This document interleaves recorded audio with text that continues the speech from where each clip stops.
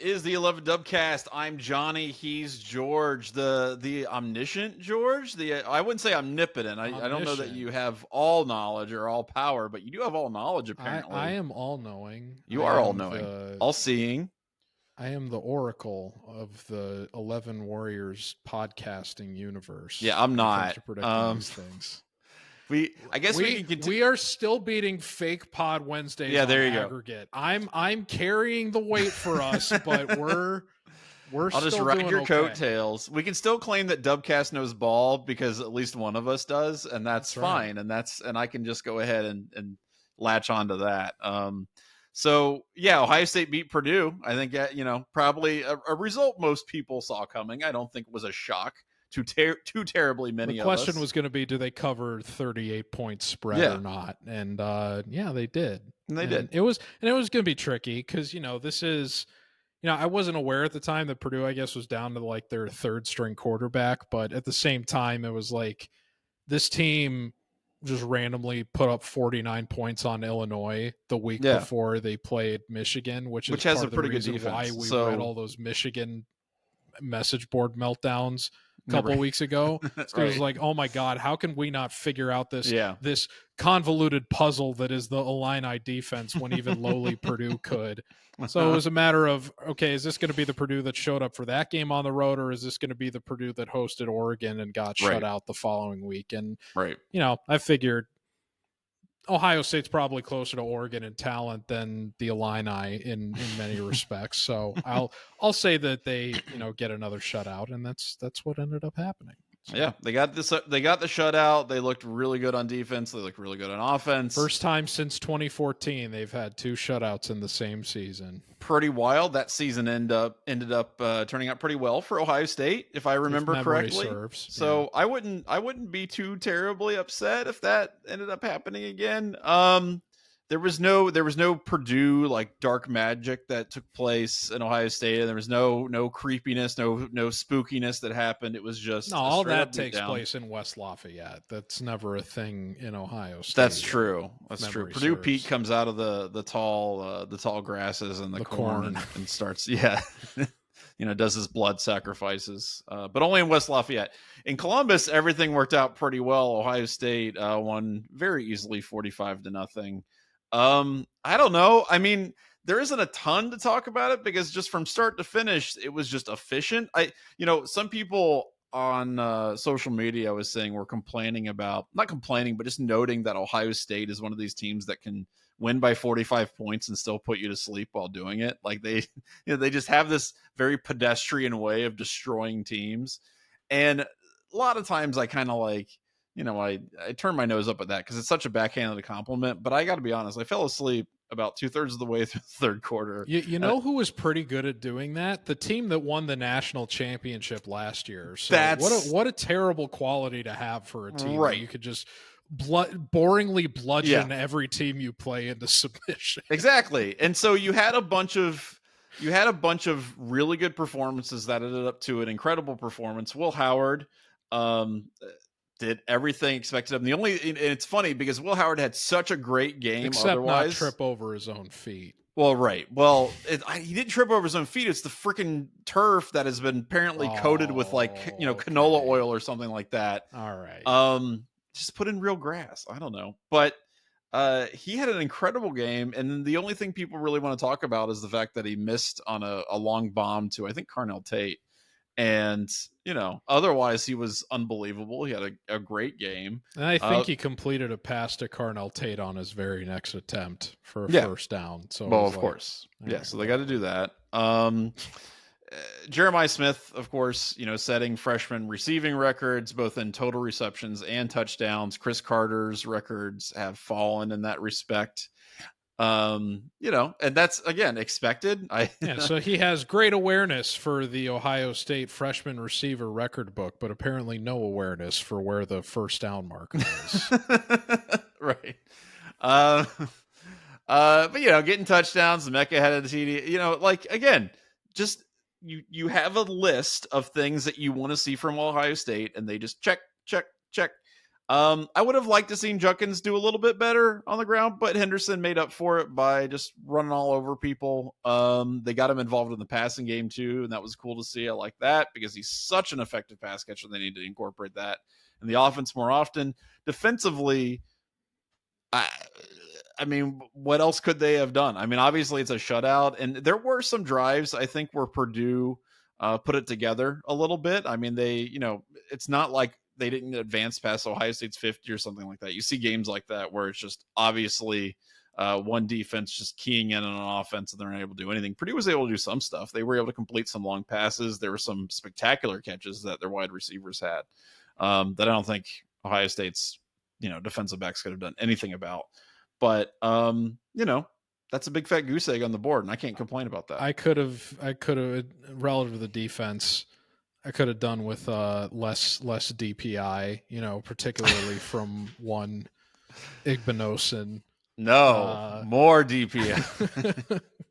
well, if that's somehow possible. He'll find a way. That's his MO at this point. Right. And, they gave up a pretty big handful of jump balls too, which at multiple stages of the game jeopardized my scoring prediction of a shutout. So I was pretty keen on that. But yeah, I mean, it's tough to ask for more than they did. The pass rush, did tuna. And again, it's a difficult circumstance for us to be in because as well as they did play, it is the worst team in the conference, in Purdue. So you have to be happy that they showed up and they didn't really let this team that really had no business competing ever compete really at any stage of this game. So it was another, solid continuation for the defense, I think. But yeah, I memean, there's still things where if you're looking at the long-term trajectory of this team relative to the game against Indiana or, a potential rematch with Oregon in the Big Ten championship or beyond, there's still things that you want to clean up that I'm sure they're going to be, owned in on. But otherwise, it's hard to come away from this not feeling pretty satisfied. And it's crazy that, that's kind of where we're at when this team gets a shutout, which on its face is just hard to do against any team, period. And we're just like, yeah, I'm good with it, But you predicted would think most fans would be over the moon. If but you predicted it. And I think that just shows, the level of talent and the level of expectations that we have for this team, right? Yeah. Because you don't just predict a shutout, week in, week out. And I think you did it with... some of us don't. Some of us do, but my point is that that's not something that most fans of most teams get to do or can do within reason on a weekly basis. And Ohio State has the talent to do that. They showed up. They were great. You mentioned the defensive line. I thought they were super active. Jack Sawyer had one of his best games in a long time. Obviously, you get the scoop and score. It was okay. He had another play towards the end of the first half where he got, I guess, half of a sack because he did make contact. But all I was thinking was, oh my God, it's another play where Jack Sawyer is the free man on the rush and isn't able to finish the sack. This is going to be his whole career at Ohio State. It's weird because when he gets free, it's like he's so excited. Like he's like, oh my God, I'm going to kill this guy. And he wants the quarterback to be 15 yards further back than he actually is. And he just runs like a freight train right by the guy and then has to, reach out one of his... Be like giving your son the keys to a Ferrari. Yeah, exactly.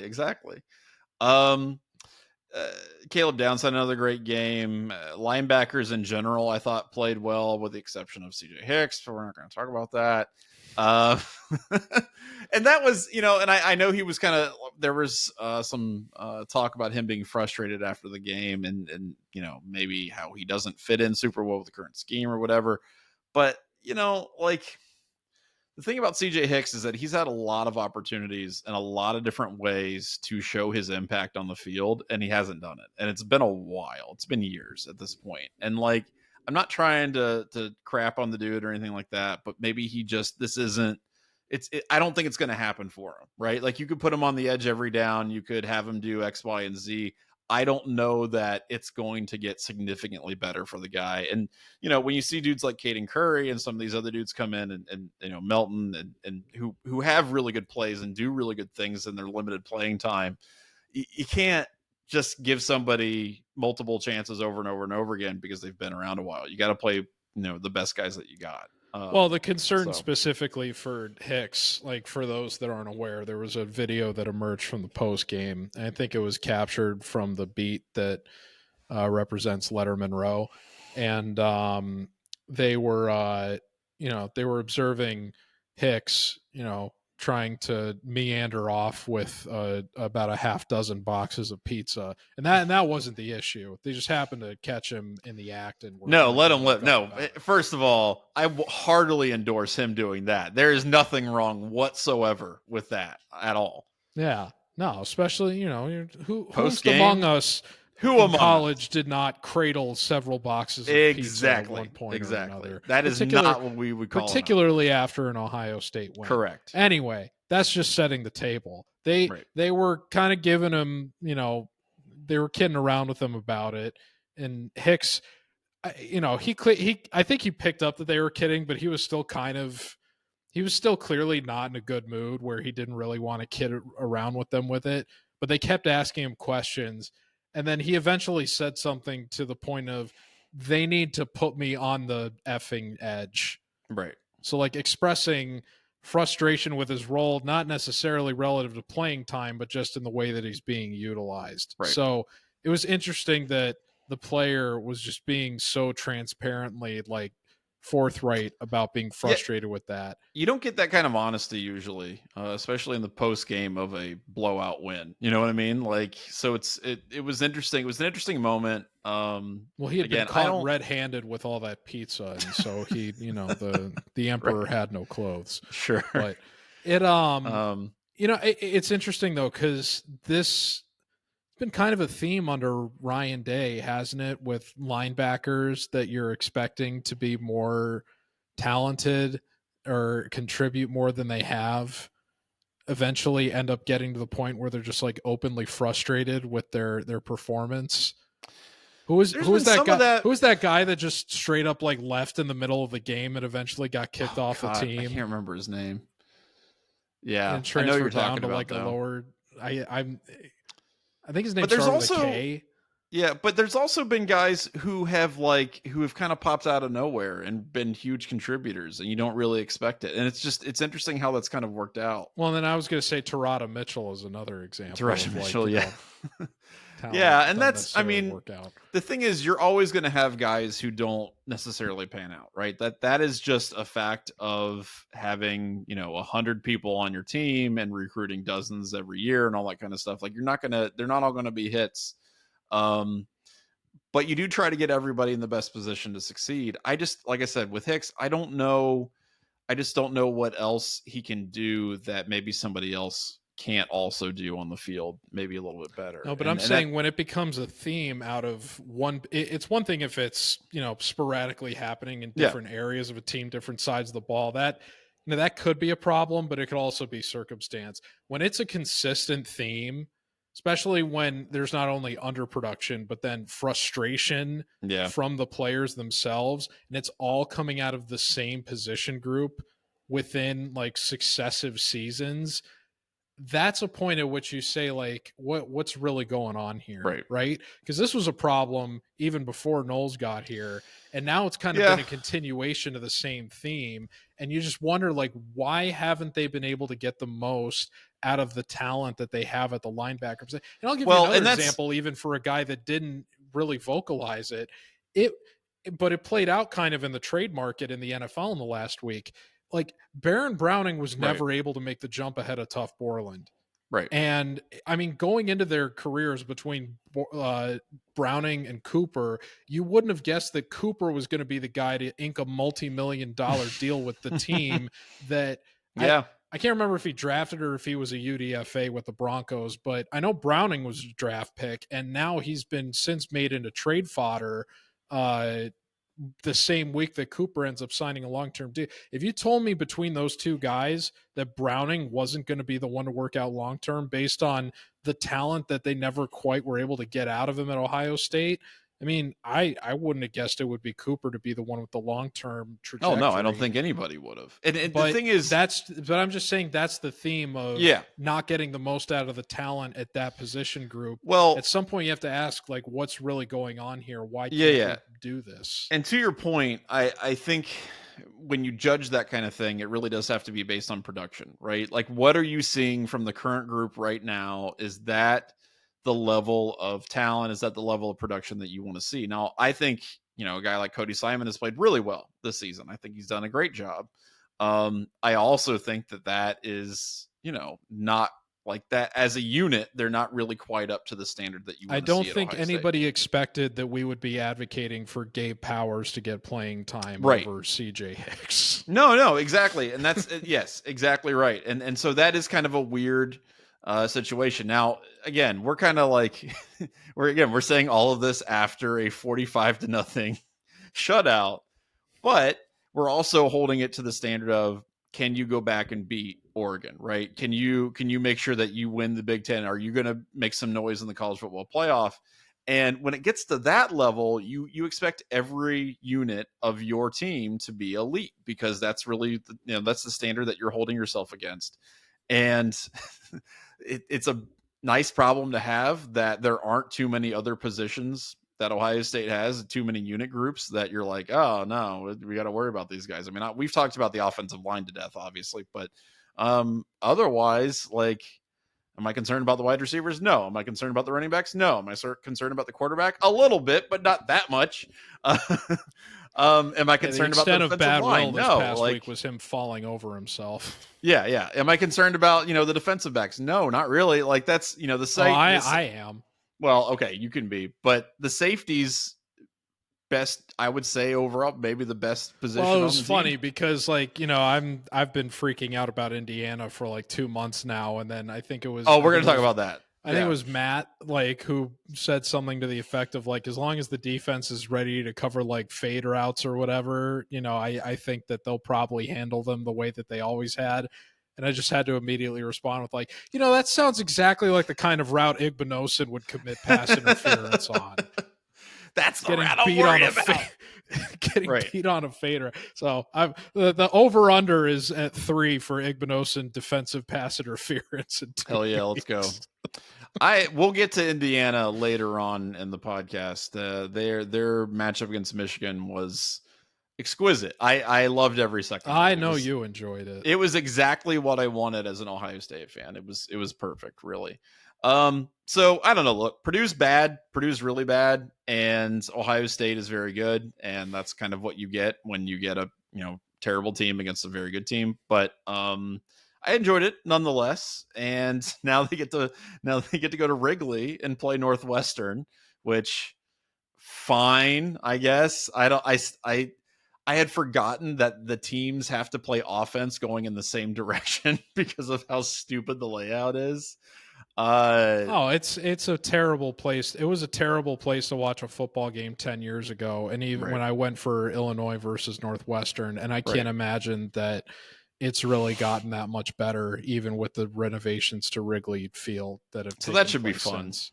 Yeah. I did think it was funny too. There's like 3 people from 11 Warriors that are going to the game, and we've been saying since like August, like, most overvalued ticket for an Ohio State football game all year. Like, that's because we have people on the staff at 11 Warriors who think if it happened in Chicago, it's the greatest thing of all time, and it doesn't matter. Like, it doesn't. JB Pritzker takes a big old dump. They're like, oh my God, the best dump in the history of the universe. Like, it's just, if it's in Chicago, it's the best. And I'm not hating on Chicago. It's a great city. That guy can take some serious dumps.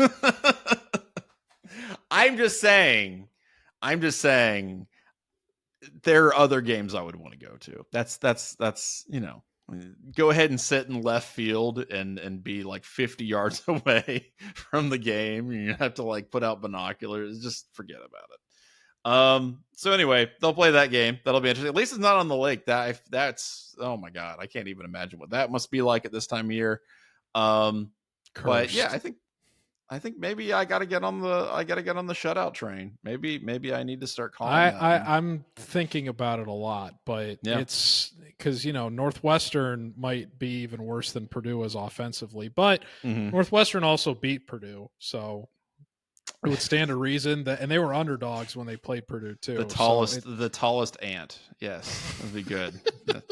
The story of Northwestern versus Purdue. Well, it's like like Northwestern is the ant with wings. Oh, that's right. Purdue is just like the ant, like condemned to the ground. That's what it is. There you go. Northwestern is a bug's life. Purdue is ants with a Z. That's stupid. So that'll be a fun game. I'm excited for it, as you can tell by our voices. Fun game. I don't know. We're as enthusiastic as Gus Johnson calling a touchdown. That was the last thing that I wanted to talk about before we move on. Is there's been a lot. Everybody's angry at Gus. Everybody's angry at Gus. A lot made of that Gus Johnson call. Are you willing to let it go, or do you think it's? Of course, I'm willing to let it go. And I think it's really funny that everybody's angry at him for not juicing up a 45-0 win over Purdue at noon. Oh no, Gus Johnson didn't make me get out of my seat. But that's his rep, though, is that he's the over the top. I know it's his guy. Rep. I know it's his rep. If he isn't bringing the juice, then there's a problem. I guess I'll just turn the game off. I mean, whatever. He can. I need Gus to be screaming when the game is already decided by 5 scores. That is what keeps it's his fault emotionally invested. It's his fault that I fell asleep in the third quarter. If Gus getting paid cannot stay emotionally invested at the football game, then what hope does anybody else have when the underdog is facing the prospect of getting shut out? Yeah. Well, I missed the 4 drops by Ohio State wide receivers every time Julian It is a sad day when we as football fans have to start adjusting our expectations for the excitement of Gus Johnson. That's true. It's like, is that guy losing his fastball? Because that's really disappointing if that's the case. No, I hope not. Who replaces that guy in the pantheon of color commentators as the excitement guy? Well, he's the play-by-play guy. I don't know. Is there another play-by-play That's guy? my point. There's no, he serves a very vital role. Right. And there's not an easy of play-by-play. Yeah, it's very much Pat Summerall, guys. That's, I like Brad Nessler a lot. I'm still a Brad Nessler guy. But Nessler isn't. Can you imagine Brad Nessler saying he's got getting away from the cops speed? Like, come on. That's not going to work. I'm imagining it, and I'm also imagining him getting suspended for a week for saying.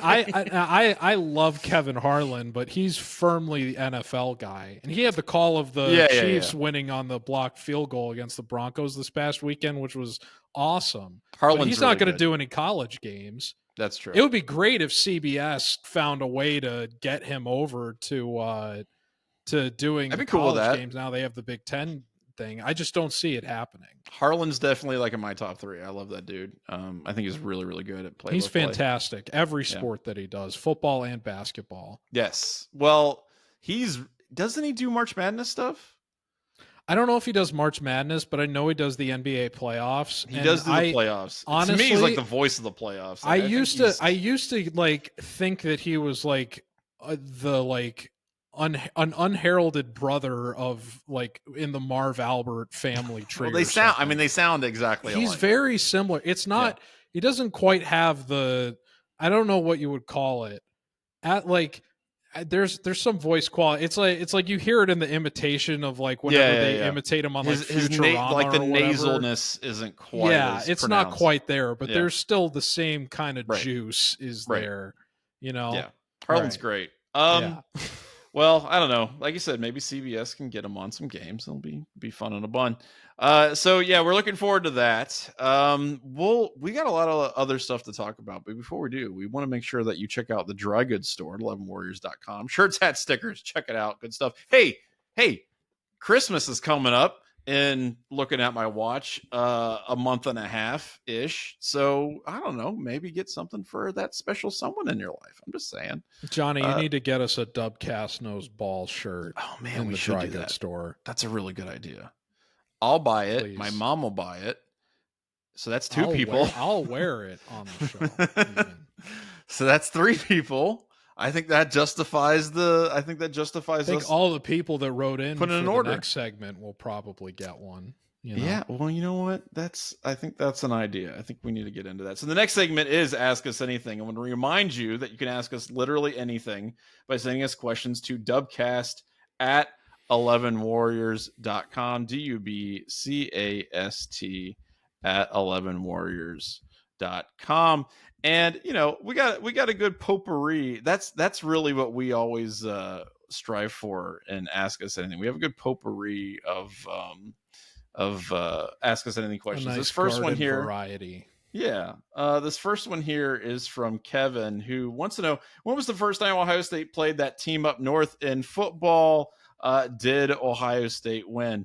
I don't typically have too much information off the top of my head about games played before the invention of powered flight, but which did happen in Ohio, by the way. Yeah, there you go.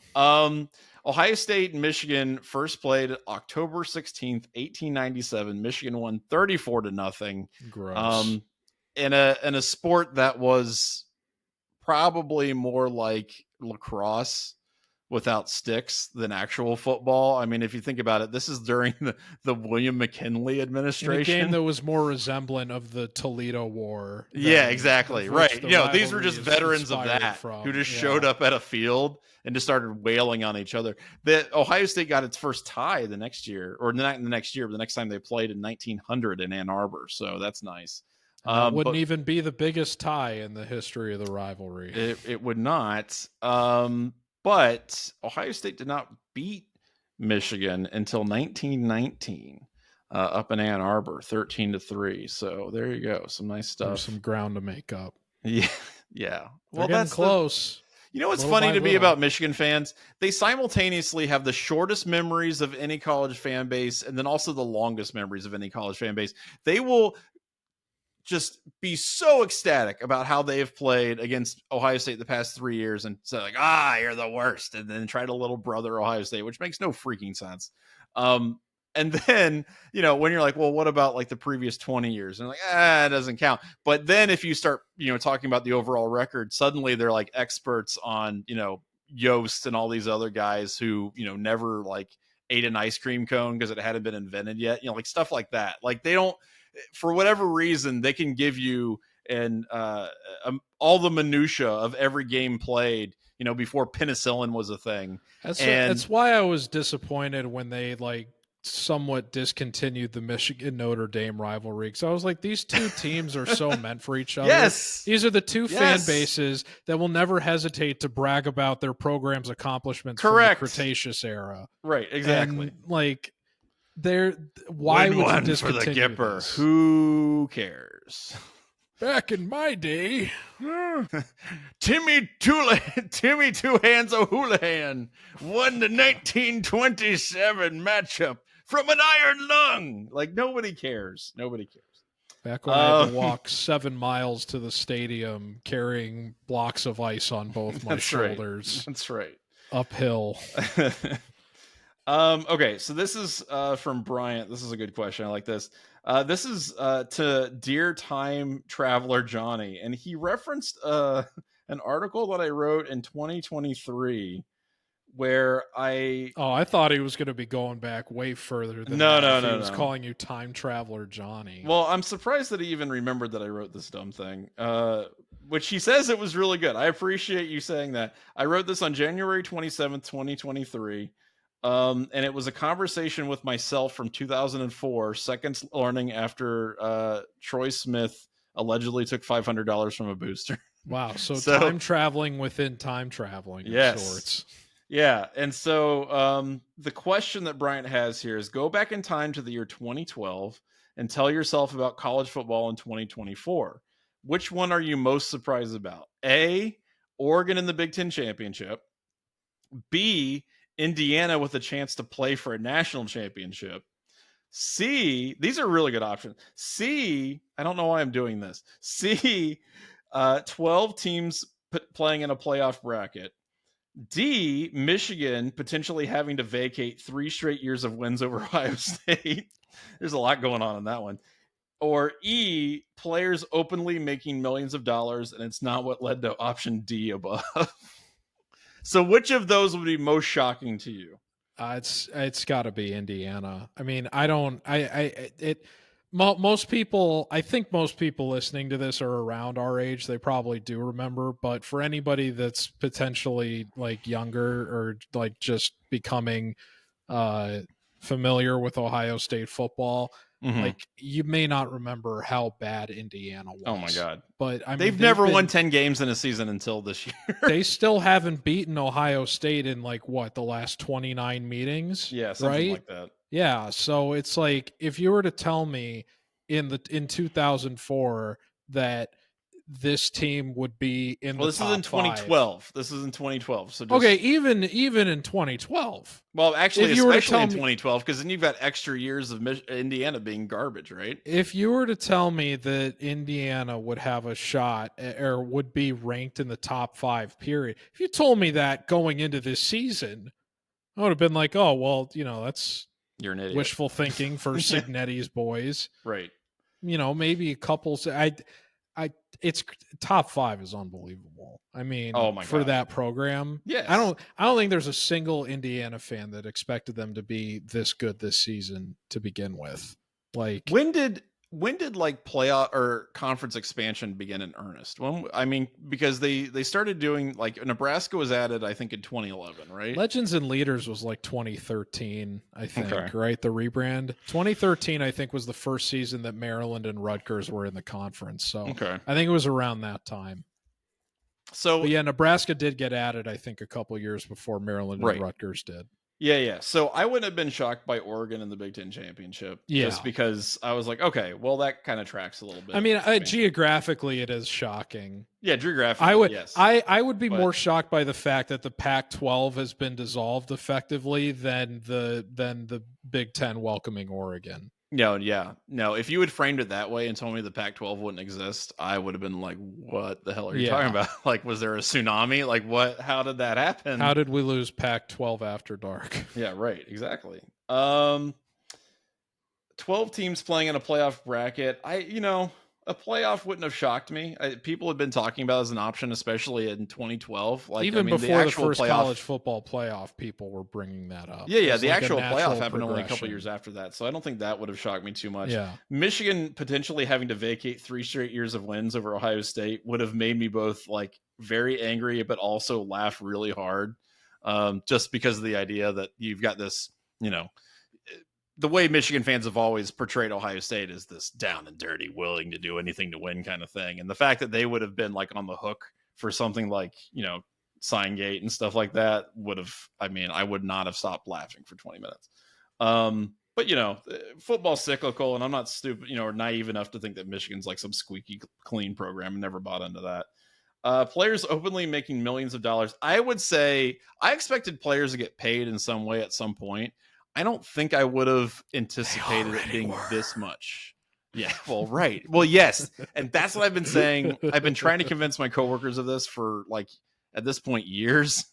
They just don't want to believe it that, this was just already happening. Now it's just more above board. But I think the amount of money probably would have surprised me. But I'm with you, man. I think I think Indiana with a chance to play for a national championship.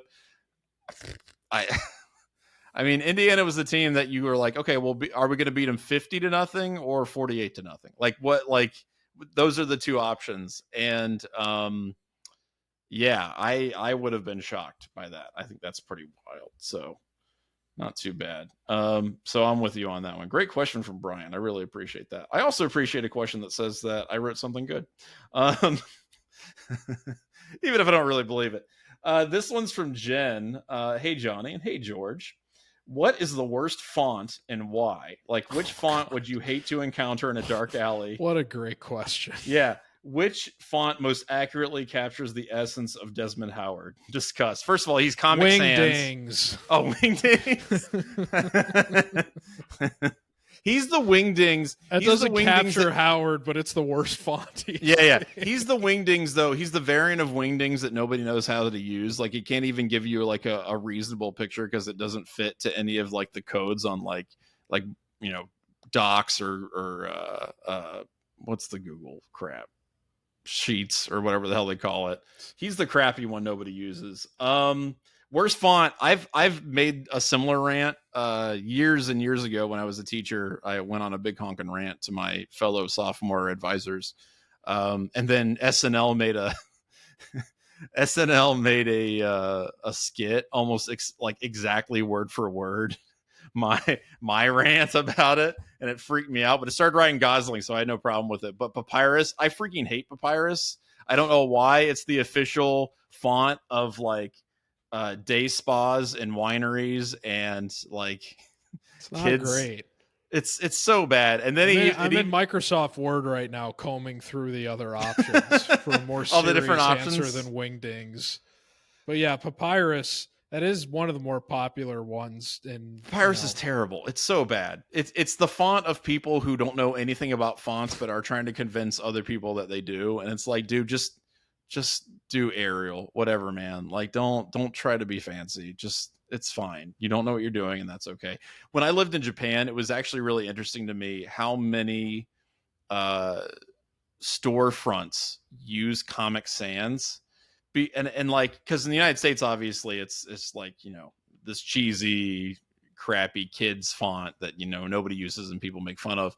But because in Japanese, obviously they're going to use different fonts to use the kanji and all the other writing stuff that they use. Comic Sans is seen as this like almost exotic kind of thing. So if you wanted to be like a cool modern store, you'd use Comic Sans, and it cracked me up every time I saw it. I absolutely love it. Like, there was this really high end eyewear store near where I lived where like glasses were $1,000 or whatever. These frames are like super expensive and like Gucci stuff, but the storefront sign was in Comic Sans, and it was like neon, like different colored neon lights. Screams professionalism. It was so good. It was so good. Oh my god, I loved it. I freaking loved it. So yeah, it's crazy looking in here. Like I've got the version of Word that you got to pay like $100 a year for. Mm-hmm. I don't even see Helvetica in here anymore. Really? I think did Helvetica get too big for its britches? I would say among the most like popular like commonplace options, but I don't even know if you could put it in that category now because I don't even see it in here. But I've always hated Helvetica. Like every time I would get Helvetica on like a school computer or something, I would always just go to Times New Roman. Didn't you see the documentary about Helvetica? Did that not? There was a whole ass documentary No, I did not, Johnny. That's not super high on your watch list. I can't. That's not on your letterboxed to-do list. I haven't seen it either. But I just know that it exists, which is very odd to me. I don't, the worst font's easy to tell. I couldn't give you like my favorite font or anything like that. But Papyrus, I just hate with a passion. It's just cheesy and bad and dumb. All right, this one's from Alvin. We didn't talk about this too much, but I'm glad he brought it up. Should Ohio State fans and the Ohio State team be concerned that we're playing at noon every single week? Ohio State is going to end the 2024 season playing 6 nooners in a row, and I'm fine with it. Kind of like, I like the night games. Some of those should be night games, right? Obviously, Indiana should be a night game, straight up. But I don't know. Like, it doesn't really bother me that much. I'm okay with the noon games in theory. And I saw Joel Klatt on Twitter kind of like trying to defend it. And he's like, but the ratings. And I don't think anybody who's upset about the constant spate of nooners here, I don't think they care. I don't think the ratings is like why they're upset. Like, oh, the ratings are good enough. I don't think they give a crap. I think they want to watch an Ohio State game at night, or they want to see a cool night game. So I don't know. Yeah, I don't like it. I mean, it is kind of it feels like the Indiana game should be a night game. That's going to be a top 5 matchup. that should be a game that is like at what everybody's tuning in for in prime time, especially because it's a top 5 matchup that nobody expected, assuming Ohio State takes care of business against Northwestern this weekend. So that game should not be happening at noon. If the Oregon game hadn't been happening in Oregon this year, you have to imagine that would have been Big Noon Kickoff as well. Like if it had been in Columbus. So I don't like this trend of like Ohio State is such a cash cow for Fox that we just have to automatically stick we have to lay claim to every Ohio State game that takes place at home as our, like, it was like when they announced that they were doing Big Noon Kickoff for Purdue, it was just like, really? Like you don't want to go anywhere else? Like you went there for the Marshall game in September. Like it's like, is it really like the difference between not getting the Ohio State fan base versus some other game that you could travel for? And I think that's what they think. I think genuinely, I think that's the metrics. I think that's the math that they do. But where it's they're so like, shameless. It is. It's just not good for the sport overall. Right. And I'd like, and it would be selfish for me as an Ohio State fan to say like, no, I want to see Ohio State play on, the opening. I will say it is nice, to be able to just kind of wake up and not really have to wait any longer past, the morning game day anticipation stuff for Ohio State to just play at noon, and then you've got the rest of the day to enjoy after that or whatever. I mean, that aspect of it is nice, but I can imagine for people that aren't Ohio State fans that there's a lot of fatigue, and even I have fatigue for it just because it's like I am kind of sick of just seeing it in a noon time slot. It feels like every single game this season in particular. And I mean, it's literally been half the entire season. And I don't want that to become a trend. Yeah, because it's going to be Northwestern again this weekend, and Indiana. That is a game that should be a night game, especially for a team that their only home night game at Ohio Stadium this season has been I believe it was the Western Michigan game. That stinks. Which is in of itself kind of ridiculous, And I can imagine I know there were a bunch of Penn State fans that made a whole if we had that as a night game, if we had the nighttime whiteout instead of being forced to play at noon, Ohio State wouldn't have had a chance. It's like, you know what? I would have liked to see that just for the point of them not having that talking point and shutting them up. That's right. And it would have been a nice environment. It would have been. It would have been great. But it's it is. I think it's the realities of how these networks are. I mean, Ohio State Big Ten games are being spread out amongst Fox, CBS, NBC, all this crap, and it's like you're not going to get a consistent. I don't want to say product, but you're going to end up with stuff like this because anytime Fox gets a game, they're going to want to try to maximize their viewership in certain time slots, and the way they believe to do that the best and most effectively is to put Ohio State on at noon. Well, that's the other thing do that too. Every chance they get. I know there's a lot of mixed opinions on like Gary Danielson and stuff, but for my humble opinion, CBS has the best coverage out of any of the networks for I think their production. Football. I think their production is better than the others. For football generally, college or pro, I think CBS does it better than anybody. Yeah. And I would like to see more Ohio State games on CBS than any of the other networks, but that's not going to happen unless they're playing at 3:30. And to my knowledge, they've only played in that 3:30 time slot for CBS one time this year. Yeah, something like that. And I can't even remember who it was against. Yeah.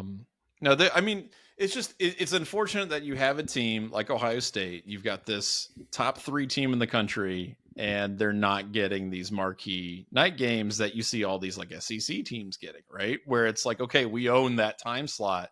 And like, I don't think, I know I understand the argument that Fox, they own the Big Noon time slot now. But like, I don't think Ohio State fans care about that at all. I don't think that gets anybody excited or happy. I think it's just, kind of a consequence of who owns the broadcast rights rather than, what the fans. Yeah. And the TV executives don't care about the fans. They just view them as mindless zealots. And it's like, you're going to tune in when your team plays. And if your team is playing in our money slot every week. That's right. You drooling idiots will watch anything we put on TV. That's right. What? I'm not going to watch the game this week because it's on at noon again. That's right. No, I'm protesting. Who's with me? That. I'm going to go to change.org or whatever and sign a petition. Yeah. So it's a tragically impossible situation to be in as a fan because Fox has absolutely no reason to deviate, but it is. There's too many games at noon. I'm fatigued from it myself, and I'd like to see them play in other time slots. Yeah. Great questions out of you guys this week. Thank you so much for sending those in. Remember, Dubcast at 11warriors.com. Maybe that's why Gus has gotten fatigued himself. That's right. I really have to call this Ohio State team again. That's right. Come on. Exactly. Let me go somewhere else. Exactly.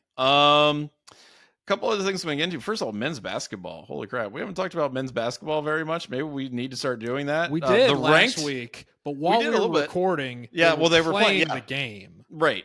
But we haven't done like a deep dive into the team or the roster or anything like that. But maybe we should because they're now ranked. They blew out Youngstown State tonight. They upset Texas. They've got Texas A&M coming up here shortly. I don't know. This team looks pretty good. I mean, we talked about this kind of in the pre-show. I don't know if they're going to continue, hitting threes at like a 50% rate or whatever the hell. If Mobley can continue that for the whole season, then cool. But I don't know, man. I think there's been a lot of very warranted skepticism about the hiring of Diebler, particularly in relation to Dusty May up there in Michigan. And if you look at some of the recruits that guy is pulling in, that's kind of an ominous warning sign, I think, for Ohio State fans and the Big Ten at large. But in the immediate time and in the immediate aftermath of this hiring, I don't think anybody can have too many complaints about how they've done. I think they've performed, past expectations. No, it's an encouraging start to the season, and I think even more than the recruits, a big thing from the transition from Holtman to Diebler, the big criticism of Holtman was this guy's gets in the transfer portal have been largely horrendous. Yeah. Now, Jamison Battle was the best player on the team last year, and he was a portal ad. So there was obviously, there were a few. There were some guys who came in and had, pretty good. Yeah, a broken clock is right twice a day, I guess is how you can look at it. But the majority, I would agree, did not work out very well. So that was going to be one thing that Diebler needed to rectify very quickly. And I think there was some skepticism about what kind of sway that guy was going to have in terms of his ability to immediately track talent through that method to Ohio State. But we're only 2 games into the season at this point. Early returns they're actually helping out pretty well. I mean, it's interesting because the Texas game, first of all, I wonder how many Ohio State fans even knew it was happening just because it was on TNT. And even the people that were like supposed to be tuning in for the game were crap. I had a lot of trouble finding it. It's like, wait. TNT has not March Madness college basketball on? TNT exists outside of 2 weeks in March. That's interesting. What is going on? Yeah, what is this? So anyway, obviously they exist for 2 weeks outside of March because the only commercials you ever see during March Madness are for all the shows that they run on TNT and TBS and True TV. During that, they're like, hey, you don't have to tune out of these networks once basketball season ends. Don't you love all these reruns of Everybody Loves Chris? It's great. Check out Tracy Morgan's newest show. That's right. You're saying you haven't watched every episode of the OG? Got a new season of Sons of Anarchy. Oh my God. I can't wait. Yeah, exactly. Anyway, getting away from myself. So, but looking into the game after the fact last week, I was surprised to learn that Ohio State closed as only 2-point underdogs against Texas. I don't think that many Ohio State fans expected them to win, and I think that after the game, I think they said it was the first time that Ohio State had opened the season with a win over a ranked opponent since like maybe the late 80s, possibly not back that far, but it had been multiple decades at least since the last time it happened. So That's pretty wild. I think that there was generally less of a thought among people paying, like you would think would be paying attention to Ohio State basketball, that they were going to start strong, as opposed to maybe what the general betting market thought. Texas, I think people were saying they were missing one of their key contributors to start the season, but they were still ranked 19th at the time. And the two it's a quality win. It's a great win. Well, and the main thing we were worried about when we were processing the end of basketball season last year with the roster turnover was who is going to shoot the 3-pointers on this team? Because I think even at that point, we kind of knew that Michi Johnson was going to come in, but he's not been a very reliable 3-point shooter for pretty much all of his college career, even though I think they said on the broadcast night against Youngstown State, he's now 2 points shy of 1,000 for his college career, going back to his freshman year at Ohio State, then transferring to South Carolina, now coming back. But throughout that entire stretch, he's never really been that reliable of a 3-point shooter.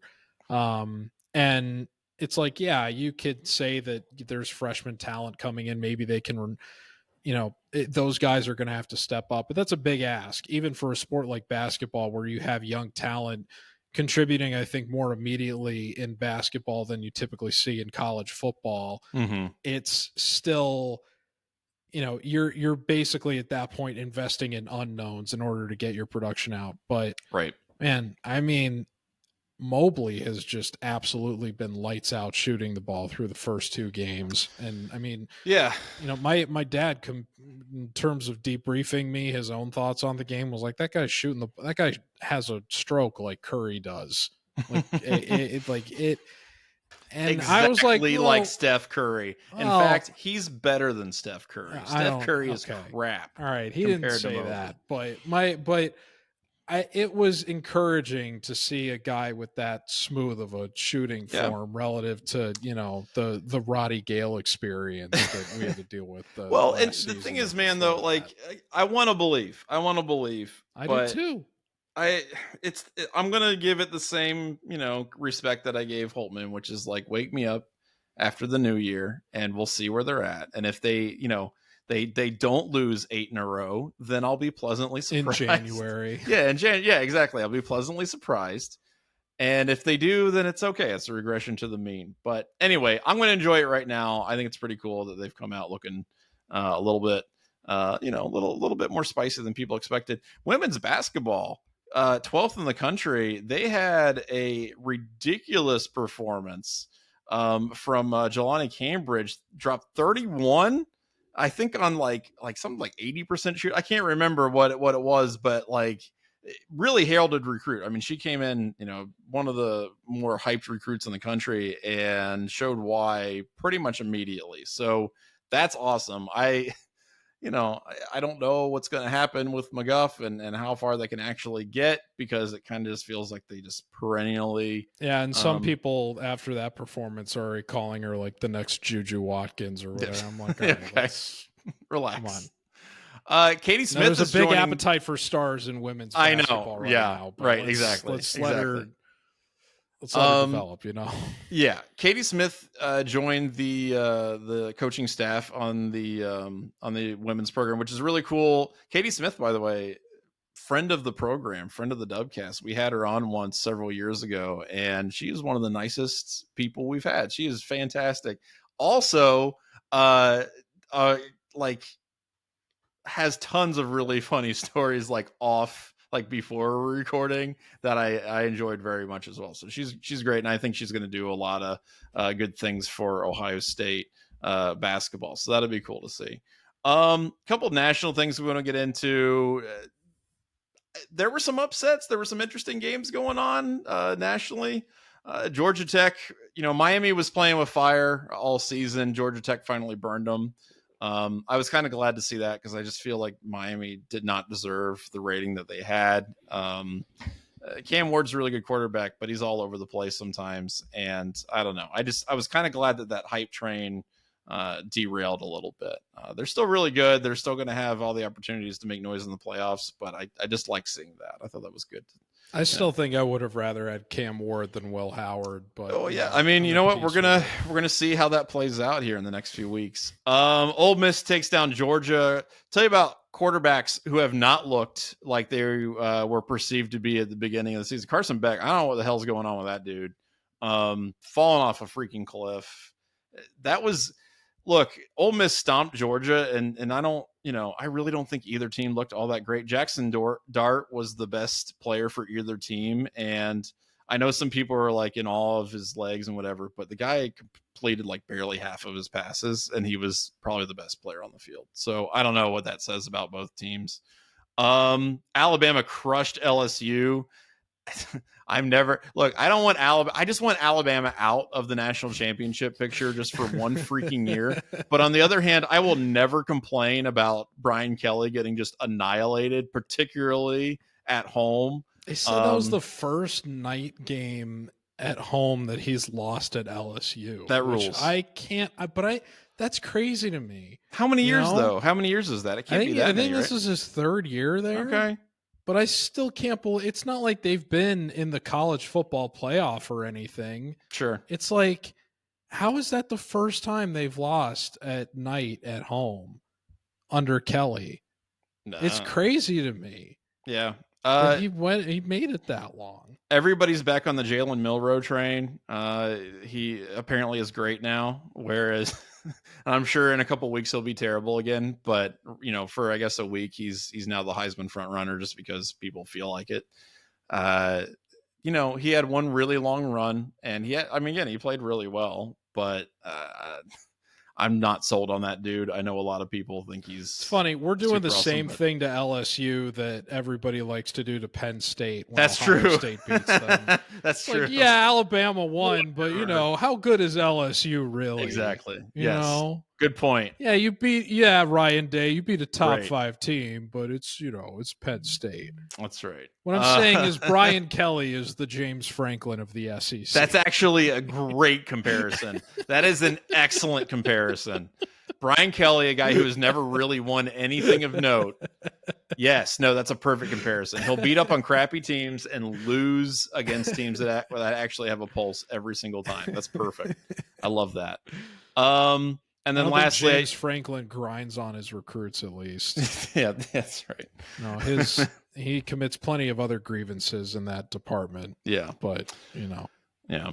Last one I want to say, Indiana did beat Michigan, and I did say this was the best possible outcome for me because as an Ohio State fan who has to watch Michigan games every week, First of all, I wanted Michigan to lose because I did not want them to get a top 10 win, and salvage anything from the season. So Michigan had to lose. I didn't want Indiana to look good because that makes me nervous about Ohio State's matchup. And Indiana did not look good. They looked really good for a quarter and then just could not move the football for the next 3. And also, I wanted Michigan to lose in an embarrassing fashion. They couldn't just lose, but I wanted them to lose badly, and they did that as well. So all of my criteria for how I wanted this game to go was met very, very well. My favorite part of this game, so Michigan didn't score a touchdown until I think the third quarter, beginning of the fourth quarter. They had a shot, and that was on a 30-yard drive because Indiana had a 19-yard drive and then punted for negative yard, or I don't know what the hell happened. But anyway, point is that Michigan had a chance to win the game with a 2-minute drill, and they got 1 first down and then threw 3 incomplete passes, and just one of my favorite images of the entire season for Michigan, they threw a 9-yard pass, not even close to the sticks. It was like a 7-yard pass, And I think it was one of their tight ends. I don't think it was Loveland, but one of their tight ends like turned around and stretched out as far as it could go and was still like a yard short of the first down. And that was it. 4th down. Indiana took over, kneeled it out. Game over. Both teams look bad. Michigan cannot get anything going on offense. Davis Warren is, easily their best choice at quarterback, and he's like maybe the worst quarterback in the Big Ten. So he's not. That's not true. He's in the bottom tier. There are worse quarterbacks than him, but Michigan got skunked, and it was funny to watch. So I don't know. I recommend checking out some highlights. I have to admit, I didn't really watch anything other than the fourth quarter, so I didn't come away as discouraged with Indiana. And part of that is because I've been, saying since even before the Penn State game, I think that Indiana is the toughest remaining regular season game Ohio State has. So I've held pretty steadfast in that opinion. So I haven't really, just because I've had that respect for them, I haven't wanted to come off from elevating them to that status just because I've held them in that regard for so long. What I will say is I was not as satisfied with Michigan's level of play as you were relative to their defensive line is good. Their defensive line, after seeing the depths that they fell to at the Illinois game, it's like I could see them conceivably having more positive takeaways from their performance against a team like Indiana than what they had from the Illinois game. So I hate that the game was as close as it was on its face. Yeah. However, the way that they fell apart at the end after inspiring hope within themselves down the stretch was really, really great, especially because it seems like everybody is just so fed up with Moore and has very firmly established the idea that the guy is in over his head, particularly relative to the way that Michigan managed the clock at the end of the game. Yeah, that was actually something I forgot to mention in threat level, but Sherrone Moore basically let 30 seconds run off for no reason at all. And then when was asked about it after the game, gave a very, very terrible excuse. Yeah, he was basically like, we didn't know what was happening. We had to think about it for a second. It's like, no. Well, if you didn't know what was going on, couldn't you have called a timeout to give yourself the time to figure out what was going on? Right. Is that not the purpose of a timeout? Right. It's kind of why they're there, Chief. That's what you got to do. Stallions could have told you that. Well, we'll talk about him in a second. I just want to mention one other thing though about this game here. Michigan, just to show you where they're at in terms of like the rushing game, right? The rushing game was their bread and butter last season. They were, this rushing team par excellence. They could sustain 8-minute drives, of 80 yards and just do it like 4 or 5 yards per run. And we talked about this last week. They annihilated Penn State doing that. Didn't pass, I think, more than once and a half, against them. Against Indiana, mind you. And again, I know Indiana's a top 10 team. They're very good, but they're not that good in the trenches. Michigan ran the ball 34 times for 69 yards. That is about 2 yards a pop. Nice. And there's some rumblings that Kal-El Mullings, their number one running back guy, was actually low-key benched for the first half for, bad practice performance. And when he did get in, he only averaged 3 yards a carry. Donovan Edwards, 3 yards a carry. I mean, both of these guys just have no traction whatsoever. Their offensive line's banged up a little bit, so they've been forced to play Evan Link, who I don't put a lot of stock in PFF at all, Pro Football Focus, but he is like their worst rated offensive lineman in FBS football, and they've been forced to put him in action a lot more than they, I'm sure, feel comfortable doing. So they've got issues. It's interesting because they have a bye week this week, and then they play Northwestern after Northwestern plays Ohio State. So we're going to get some interesting, we'll be able to compare these two teams a little bit based on a recent opponent. I don't know that means anything either, but we'll see. We'll see how that goes. Do you think Will Johnson plays again this season? No, I don't. No. And Will Johnson, for those of you guys don't know, he's their cornerback. He's really, really good. Some people think he's doing the millennial thing of silent quitting. as a millennial and someone who knows what that looks like, I don't think that's the case. Other people, Sam Webb, I think, has been saying that he's dealing with turf toe. I thought it was a groin injury. They were saying. I don't know. Those are just the rumors. Be code for no balls. Yeah, but, those are just the rumors on the internet. I don't know really what the deal is, but I honestly don't think he's just. I don't think he's just sitting it out. I think he is legitimately injured because he actually came back in earlier this season. You're drinking the Sam Webb Kool-Aid. That's right. No, he came in earlier in the season and played and was clearly hobbled, and I think it's just an ongoing thing with him. Okay. I would love to believe that he just has given up on the season, but I don't think that's really the case. So we'll see how that goes. But maybe it makes a triumphant return in the Ohio State game. I doubt it. Actually, I would like to see it because I think he would get smoked. Last thing we got to talk about this before we get out of here. Connor Stalions, as you mentioned, he's still haunting Michigan football. Connor Stalions. He was coaching football for a hot minute. He was the interim coach and losing by 60 or whatever the hell. And now he's at Michigan quarterback targets Bryce Underwood's high school. I don't know exactly what he's doing there. I guess he's like calling plays or something like that. He's the new Alex Grinch. Yeah. Just failing upwards. Right. So he's got this weird connection now to Michigan. I don't know how that plays in with like him and Portnoy being bros or whatever, but it's this guy is like Rumpelstiltskin. Like you cannot get rid of this guy. He's like not supposed to have like any connection with Michigan, right? While this is going on. I don't know. I mean, does he though? I mean, just because he's happens to be a coach at one of their, most important recruits. That's just a happy coincidence, George. I don't think there's anything untoward going on. How many degrees of separation do there have to be before it's all, it's totally legitimate here. Yeah, it's fine. They're good. It's all good. It's all good. But my favorite quote was from this article where the Belleville head coach, DeJuan Rogers, told CBS Detroit, Connor has been a great tool for us in enhancing how we attack opposing defenses. Which is he brought the operation to the high school level? Is that how advanced we're getting these days? Is that where we're going? Is he starting to pay people the $5 to scout opposing? What happened to the head coach that he took over for that got sick? I guess he got better. I don't know. Did he?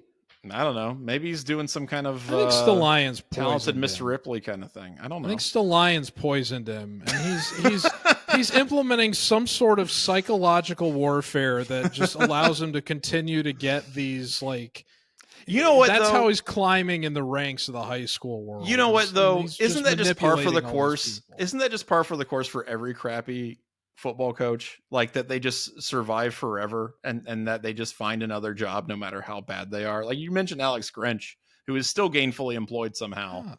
I'm just saying, man, if you coach football once, you will be able to coach football forever. That's just how it works.